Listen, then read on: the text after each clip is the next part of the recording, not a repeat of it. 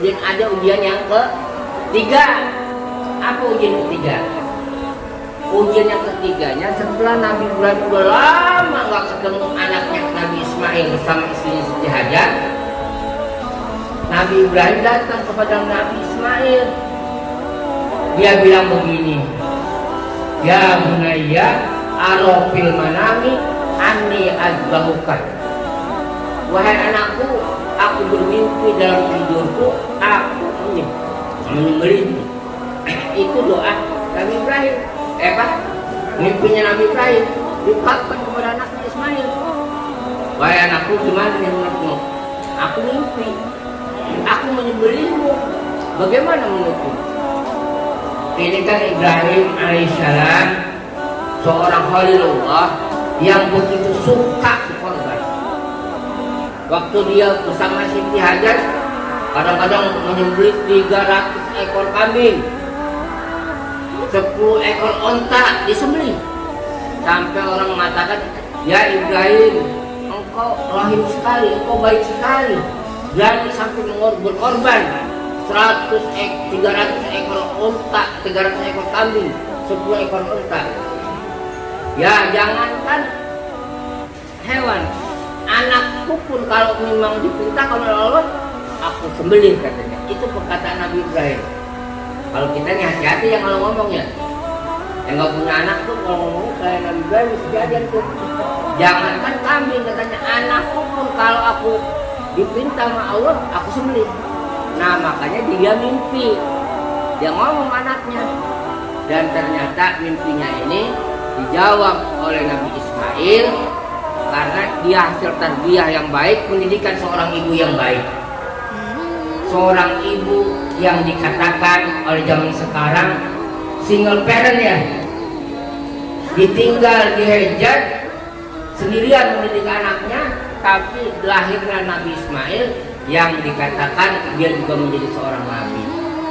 Maka ketika anak bapaknya ngomong, ya bunayya arofil manami anni azbahuka, aku mimpi dalam tidurku, aku menyembelihmu.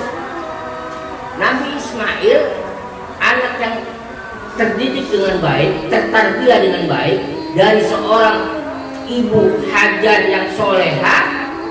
Dia mengatakan, ya abati, wahai ayahku. Abati itu lebih mulia, lebih cinta, sama dengan ya bunayya. Kalau abi doang kan artinya ya biasalah abi, ayah. Tapi kalau kita ngomong ayahanda, ya abati, wahai ayahku yang aku cintai, if'al ma tu'mar, kerjakan apa yang diperintah oleh Allah. Jadi Nabi Ismail memahaminya mimpinya seorang nabi adalah wahyu. Ini perintah dari Allah Subhanahu wa taala. Jadi begitu Nabi Ibrahim alaihissalam menyampaikan mimpinya kepada Nabi Ismail alaihissalam, Nabi Ismail mengatakan, ya ayah silakan kau lakukan itu. Maka kemudian Nabi Ismail alaihissalam bersama Nabi Ibrahim berjalan ke daerah Mina namanya, kira-kira sekitar 8 kilo dari Mekah. 8 kilo dari Mekah. Ya, kemudian daerah menuju penyembelihan itu dia menemukan gangguan-gangguan dari setan yang sekarang tempatnya dikenal dengan Jamarot, tempat orang umroh. Dilempar oleh Nabi Ibrahim 7 kali, 3 tempat jadi 21 kali itu setan, baru tidak ada gangguan. Kemudian diikatlah dan ditutup matanya Nabi Ismail, dan pisaunya diminta tajam oleh Nabi Ismail. Kemudian ketika pisaunya itu nempel di lehernya Nabi Ismail, nggak mempan-mempan gitu. Lalu Allah datangkan kibas, domba yang besar, gonamun azim, domba yang besar, yang kemudian Allah berteriak, ya Ibrahim, qad sadaqa ru'ya, kau telah membenarkan mimpimu. Maka digantilah Nabi Ismail dengan domba. Bukan Nabi Ibrahim bin Salah bin Nabi Ismail jadi domba, jadi kambing, bukan ya. Tapi malaikat mendatangkan domba dan yang disembelih domba, bukan Nabi Ismail.